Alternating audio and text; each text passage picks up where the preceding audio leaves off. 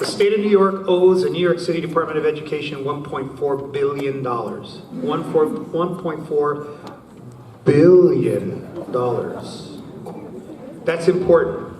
And I know what happens is people say, well, education, education always wants more money, and we can't just throw money at the issue. Well, for just one time in the 30 years I've been an educator, I wish we would have thrown money at the issue. We've never thrown money at the issue. But the fact of the matter is that we are owed $1.4 billion. If we were owed and actually paid the $1.4 billion and we actually put that into the Fair Student Funding formula, you would see an immediate increase in funding so that principals at school sites could hire more teachers to reduce class size. There's a direct correlation between funding and being able to reduce class size. There's no other way to say it. So how could we do this now? There's a lot of things that we could do. We could cut lots of other programs. We could cut social workers. We could cut counselors.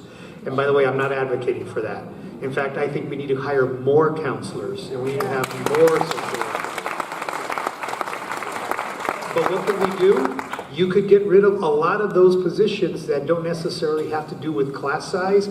Use that funding to hire more teachers, which then you could reduce your class size. Nobody wants to do that. I'm not advocating. That's not a smart thing to do. But there is a direct, I can't say this enough, a direct correlation between funding that goes directly to the schools and how you're able to then have enough staff to reduce your class sizes. We put principals in a horrible position because we give principals the decentralized authority to make decisions along with their community in their communities. But what we never talk about is that principals don't have the full array of funding to actually be able to make some of the decisions they want to make. And funding class size reduction is one of those things. So, yeah, some principals in the audience? Yeah. So that being said, I will tell you, I will give a lot of credit to our city council and to our mayor. This school year, they invested over $200 million into the Fair Student Funding formula, which we sent directly to schools. So whereas when I walked into the district on April 2nd, the floor was about 87% of that Fair Student Funding formula. Every school this year is at least at 90% of the Fair Student Funding formula. Some middle schools saw over $200,000 in an increase in funding. So you can imagine if we were able to get that additional money that's owed to us, what we could do. What can you do? You're voters. What can you do? You're very actively involved in District 30. So as you think about who is asking you for your vote, excuse me, you need to ask them, are you going to fully fund the investments in the student funding formula, the Fair Student Funding formula? And are you going to fully fund the $1.4 billion that is still owed to the city of New York around funding for our schools? Unless we hold our elected officials accountable, and again, I just want to tell you, your two elected officials that I mentioned here today are already on board. They're leading the choir. But we need to make sure that Albany understands that the funding is critically important to what happens in our classrooms every single day. That's what I'm going to ask you to work with us this legislative session on. November 6th. Vote. November 6th. Just for everyone sitting in the back, we have a bunch of seats up here.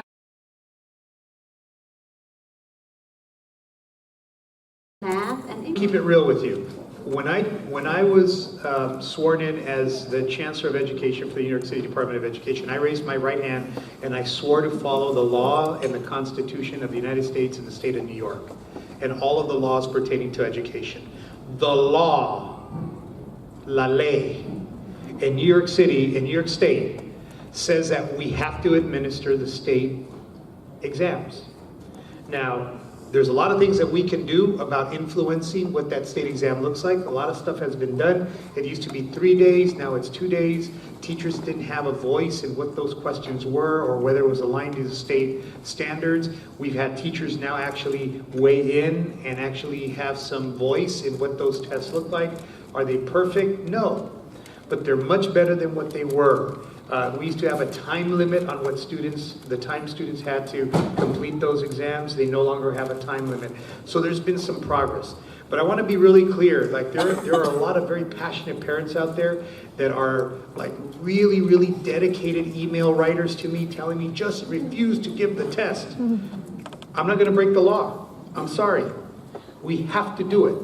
So what I'm going to spend my time on is making sure that the tests are not only aligned to what we should be learning in our classrooms, but that they're not so overly egregious that teachers feel like they have to give the test or spend time in math and science or math and English language arts because of these tests. Now, why is that important? Because I am also a big believer that we have to educate the whole child. And a child should have science. They should have social studies. Heck, I was a social studies teacher, but I was also a mariachi teacher as a teacher, right? So every student should study mariachi in every single, no, I'm just kidding. But they should study the fine arts. A student should dance, move, draw, create every single day as part of their experience. So what have we done about that? You cannot blame teachers, because I'm really glad to know that this is no longer the paradigm. But prior to my arrival, I understand that in the state of New York, at one point, there was a linkage between student test scores and teacher evaluations. That is backwards, and that's ridiculous. Because if you're a teacher, most teachers that I know have responsibilities. Most teachers that I know live in some kind of an abode that they either pay a mortgage or they pay rent. Most teachers that I know like to eat, so they need food. So if your job is predicated upon the test scores of your kids, and your kids are going to be tested in English language arts and math, I'm no Einstein, but I'm going to tell you, I'm going to spend a lot of time in English language arts and math. So you cannot blame the teachers. So I'm really thrilled that I didn't have to fight that battle. Once I got here, I understood that the state of New York has now decoupled teacher evaluation from English scores and math scores. And by the way, when you look across the world, there are very few to none of countries that are doing well that link test scores to anything. So it's not even supported by the best practices. So we have conditions now here in New York City where teachers shouldn't feel like they have to concentrate overly on just English language arts and just mathematics, right? We've decoupled that, we've delinked that. The next round of that work is trying to get our community, all of us, to stop using test scores as the end-all be-all. Using test scores for where you're going to buy a house. Using test scores for where you're going to send your kid. Using test scores for where you're going to judge whether a school is a good school or a bad school. If there's any advice I give to parents, and I get asked, what advice do you give to parents when choosing a school? If there's any advice is, don't listen to your neighbor. I don't mean that disrespectfully, just don't listen to your neighbor. Like you wouldn't listen to your neighbor to decide who you're going to date. So don't do it for where you're going to choose a school. Actually go to the school. The school that's around the corner, go there. Meet the principal, meet the teachers. You're going to look at the test scores, you're going to say, I have some questions. Let people talk about what they're doing. Get a feel for the school. Is this a place where it's going to be a nurturing environment? And that's why I mentioned it, because it's the second part of that question. You cannot have a school that is so focused on academics that it becomes one of those no excuses, academics only environment. You have to understand that our children, even in the beautiful District 30, where people know each other, right? Where you have homes, you have single family homes, you have a little bit of a yard, you have play spaces. It's not the urban apartments. Even in District 30, you live in an urban environment. You live in a big city. So the very fact that our children are living and growing up in a big city exposes them to big city challenges. Lots of big city challenges. I'm not even going to go through all of them, but you know what I'm talking about. So the notion that students will come perfectly ready to come to school and learn and just neatly fall into a classroom and be ready to learn is so misconstrued in our way of thinking about education. So you have to pay attention to the social emotional aspects of a classroom. You have to make sure that it's a warm, inviting environment. You have to make sure that there's training for our teachers to understand not only how to recognize when a student is in trauma, but that a teacher knows if a student is in trauma, who do I connect that student to? Because I don't expect a teacher to be the expert in being able to counsel that student, but I do expect a teacher to know who and to be trained on who they refer that student to so they can get the help that they need. And I'll give you an example, a true example that has happened in New York City. So that's why we're investing in social emotional learning training, restorative practices training. We're doing implicit bias training because all of us have biases. That's not the issue. The issue is how do we understand what those are, and then how do we mitigate those so that we don't project our biases on our students, right? But I had a town hall in which I had teachers, and one teacher shared with me that you might remember there was in one of our boroughs a situation where a student had jumped off of a roof in a building in one of our boroughs, committed suicide, young student. That student had a younger brother. So the next day when that happened, the younger brother came to school, and obviously the younger brother was not attentive. The younger brother was not submissive to authority. The younger brother was not prepared for school. All of the signs were that this kid was just going to be recalcitrant today. The child had an attitude. Why do you have an attitude today? So what the teacher shared with me was that what she did is she took the time instead to have an approach that is law and order.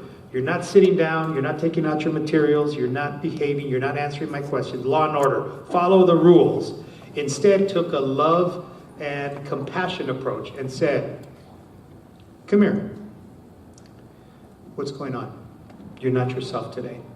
What's going on?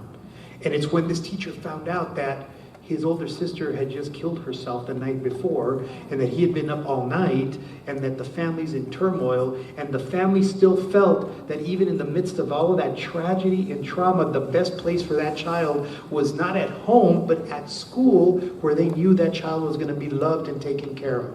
Now, can you imagine if the teacher would have taken the different approach and done the law and order? You've just added to the trauma of the child. So when we talk about, it's a very extreme example, but a true example right here in New York City.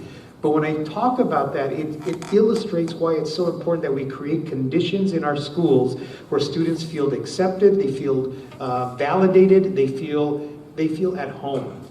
And I'll get people ask me, what are you doing about school safety? Right? And especially after there are incidences across the country, that's probably one of our questions. So see, I'm gonna save you time. School safety. If people want police officers, people want armed people at the doors, they want metal detectors, they want screening, they want barbed wire, I'm going to tell you that that has a modicum of effect, a very small modicum of effect. But I will tell you that the United States Secret Service did a study going all the way back to Columbine of every incident of school shootings in America.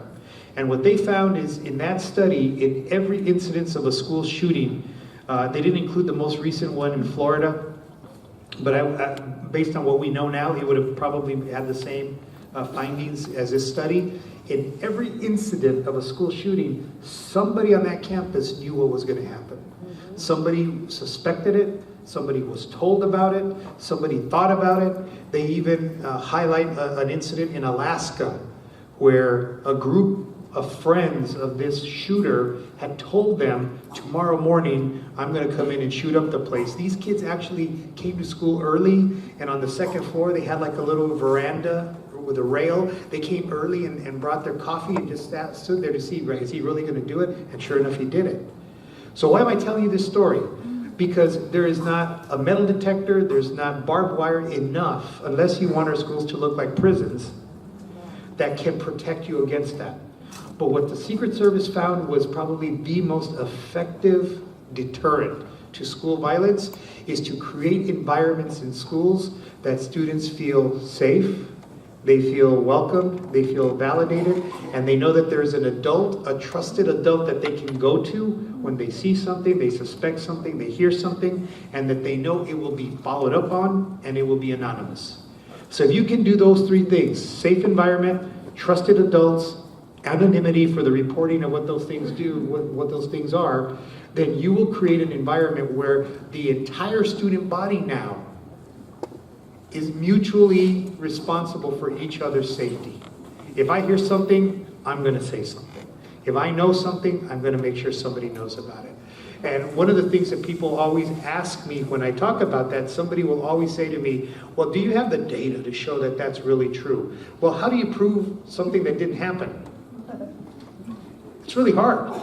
But I can tell you that there are numerous reports that I get where people will report through our system. Our principals are great at letting us know that such and such student came and reported that another student was having a bad time and may have a knife, or a student has made threats. And we're able to intervene and get to those students before they ever come to school. And in most of those cases, kids are just talking. In some of those cases, they do have a knife. They have made a threat. So I will tell you, that is the most effective way of being able to keep our schools safe. Now, don't get it twisted. I'm using student vernacular. Don't get it twisted. Because there are those situations where we do need to harden our facilities. We do need to have metal detectors. But that should be the exception, not the rule. And I'm happy to tell you that we have the most lauded anti-terrorism public safety organization in the world that we have on retainer. We work with them all day long. It's called the NYPD, right? NYPD. And we have an intimate relationship with NYPD where we are always looking at our schools. We're looking at community incidences of crime. We're looking at their crime stats. And we make decisions about, well, maybe we should put in wanding here, or maybe we don't need it anymore there. So we are very, very intertwined around school safety and making sure that we know what we need to do. But the whole social emotional learning and the positive behavioral supports are not fluff. They're not stuff that we're doing because we're a bunch of liberals that want to hug kids to death. It's about creating environments that are going to keep our students safe, are going to create environments where students feel comfortable in reporting if they hear or suspect something, and also gives parents a place to connect with us as well.